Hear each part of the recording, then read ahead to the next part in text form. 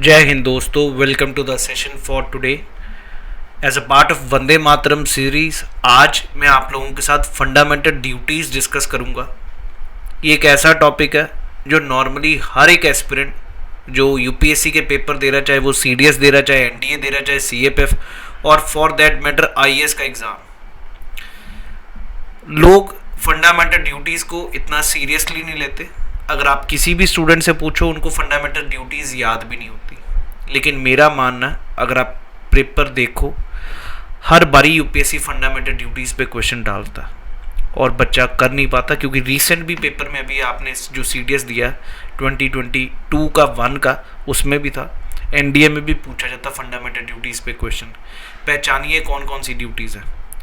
मैं अगर अभी से पूछूं आपको ड्यूटी टू पे टैक्सेस, आपको लगेगा है। ड्यूटी टू वोट है, नहीं है। जबकि वो कौन सी हैं, वो याद करना ज़रूरी है। और मैंने एक तरीके से आपको याद कराऊंगा। मैं ये भी कह सकता हूँ, आप किसी को भी सुना सकते हैं फंडामेंटल ड्यूटी सारी की सारी। ये मेरा आप सभी से वादा है।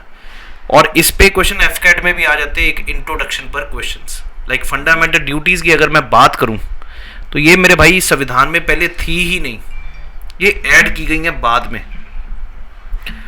ऐड बाद में मतलब 42nd अमेंडमेंट के साथ, कॉन्स्टिट्यूशन अमेंडमेंट के साथ इसको ऐड किया गया हमारे संविधान के पार्ट 4A में।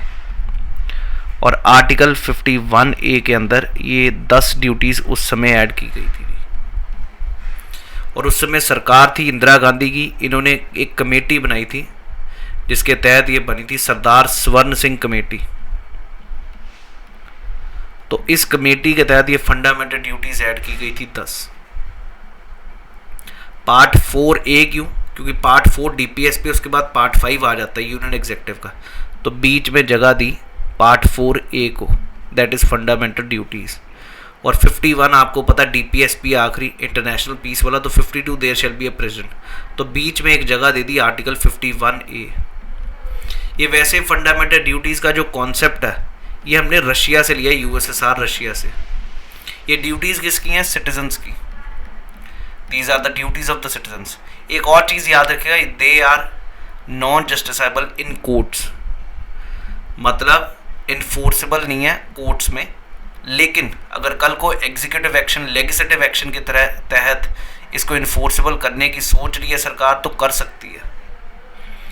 ये पॉइंट्स आपको पता होने चाहिए। इस समय टोटल 11 फंडामेंटल ड्यूटीज़ हैं और जो 11th है वो 86th अमेंडमेंट से ऐड की गई है।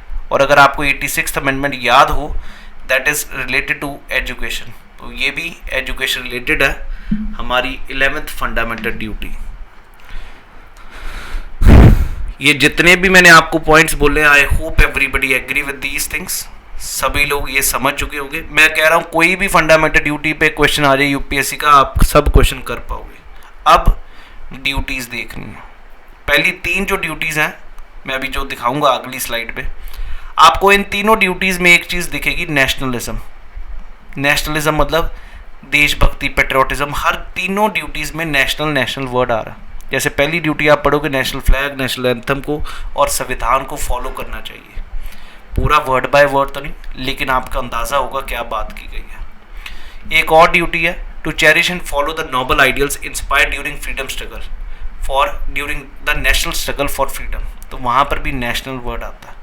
और तीसरा, the citizen should be ready to render the service in defence for the defence of the nation when required to do so. यहाँ पर भी नेशन ना भी, और जहाँ पर भी पूरी तरह आपको देशभक्ति दिखती है, नेशनल फ्लैग को सलूट मारना, ये सारी चीज़ें पुराने स्वतंत्रता टाइम जो सिद्धांत रखे गए उनको फॉलो करना। और जहाँ पर डिफेंस में ज़रूरत पड़े वहाँ पर वी शुड बी रेडी। ये सभी देख सकते हैं। ये एग्जैक्ट लैंग्वेज संविधान में दी, abide by the constitution and respect its ideals and institutions, the national flag and the national anthem, cherish and follow the noble ideals which inspired our national struggle for freedom, to defend the country and render national services when called upon to do so. तो तीनों में ही आपको मिल गया एक common word, national. I hope everybody is very clear. आइए ज़रा अगली 3 ड्यूटीज़ को अगर मैं बात करूं, 2 ड्यूटीज़ को पहले, उसमें आपको कॉमन पता क्या लिखेगा? एक एकता, to protect the sovereignty, unity and integrity of the country और दूसरी ड्यूटी है टू ब्रिंग कम्युनल ब्रदरहुड, भाईचारा बनाए रखना और एकता बनाए रखना, एक ही बात हुई। कम्युनल ब्रदरहुड, उसमें ये भी लिखा कि औरत का इज्जत करना, रिनाउंस जितनी भी डेरोगेटरी जो औरत के विरोध में कुछ भी ऐसी कोई टर्म्स थी लाइक सती सिस्टम, उनको ख़त्म करना। ये 2 ड्यूटीज़ आप देख लीजिए।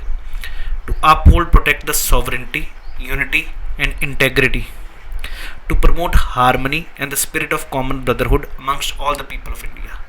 चाहे वो हमारे देश में धर्म के नाम पर डिफरेंसेस हैं, भाषा के नाम पर है, रीजन के नाम से नॉर्थ साउथ ईस्ट वेस्ट, ये फिर डाइवर्सिटीज़ है, और टू रिनाउंस मतलब त्यागना practices which are derogatory to the dignity of the women. So I hope दोनों जो मेरा कहने का मतलब है ये ड्यूटीज़ दिमाग में बैठ रही हैं।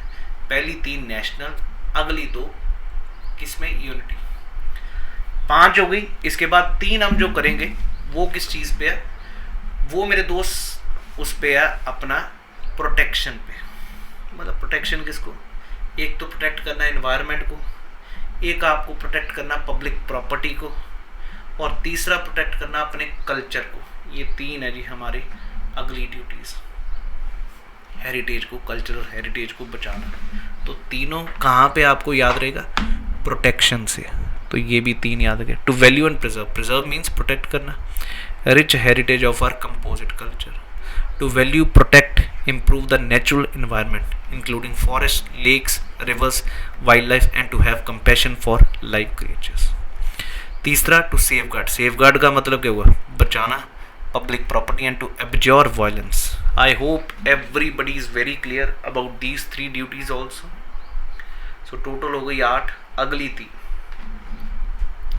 अब जो अगली 3 है इनमें चेक करें तो क्या चीज़ है जी, तीनों में कहीं ना कहीं एजुकेशन से कनेक्शन दिखेगा आपको। एजुकेशन से कैसा कनेक्शन है वो भी देखते हैं जी। एक आपको ड्यूटी मिलेगी जहां पर हम बात करेंगे to strive towards excellence in all spheres of life individually and collectively. Strive towards excellence, हमेशा आगे प्रगति की तरफ बढ़ना। तो वो कैसे बढ़ोगे, जब आप पढ़ाई में होगे, रिसर्च करोगे, पढ़ाई से ही हो सकता है। तीसरी duty to bring scientific temper in the society. Scientific temper कहाँ से आएगा, जब पढ़ोगे, वो भी पढ़ाई से। और तीसरी, वो तो सीधा कह रही, parents and guardians have a duty to teach their children, to educate their children between 6 to 14 years. तो आइए ज़रा इन तीनों को भी देख के ख़त्म करते हैं। To develop scientific temper, humanism and spirit of inquiry and reform, and that can only come through western education और द एजुकेशन। अगला to strive towards excellence in all spheres of individual and collective activity, ताकि nation आगे बढ़े, constantly rises to higher levels of endeavour and achievement. ये भी education. A parent and guardian to provide opportunities for education to his children as the case may be, ward between 6 to 14। I hope everybody is now clear about the 11 duties. अब मेरे को नहीं लगता आपका कभी paper में duty रुकेगी, otherwise मैं बिल्कुल चैलेंज करता हूँ इवन IAS वालों को भी, उनसे भी नहीं याद होती ड्यूटीज़, और कुछ भी ड्यूटी पूछ लो वो कहते हाँ होगी ये ऐसे। ऐसा ही 11 ड्यूटीज़ आपको याद है। फिर से एक बारी रिवाइंड कर रहा हूँ। पहली 3 है नेशनलिज्म पे। नेशनलिज्म कहाँ पे, national flag, national anthem, constitution को फॉलो करना। दूसरी ड्यूटी है हमेशा, पहले तो नेशनल फ्लैग एंथम वाली समझ आ गई, डिफेंस में required to do so, defence of the nation एक, और दूसरी है cherish and follow the noble ideals inspired during freedom struggle. तो 3 हो गई पहली। उसके बाद 2 है अपनी sovereignty, unity, integrity of the country, और दूसरी कम्युनल ब्रदरहुड बनाए रखना, भाईचारा और यूनिटी। टोटल हो गई 5। उसके बाद 3 है जी, किस में, तीनों को कहाँ पे आप बात कर रहे हो, बचाना। प्रोटेक्ट किसको करना है, एनवायरनमेंट को, अपने कल्चर को बचाना, रिच हेरिटेज को बचाना, और एक हमारी पब्लिक प्रॉपर्टी को बचाना।